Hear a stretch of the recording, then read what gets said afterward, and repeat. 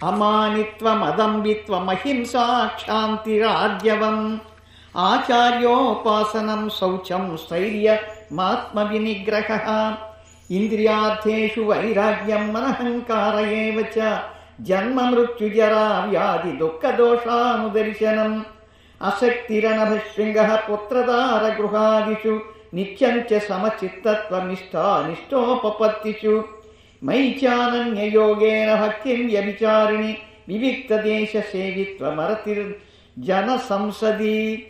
అధ్యాత్మజ్ఞాన నిత్యత్వం తత్వజ్ఞానార్థదర్శనం ఏతజ్ఞానమితి ప్రోక్తమజ్ఞానజం యదతోన్యథా.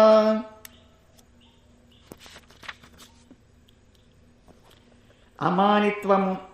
అదంబిత్వము, అహింస, క్షాంతి, ఆర్జవము, కపటము లేకుండుట,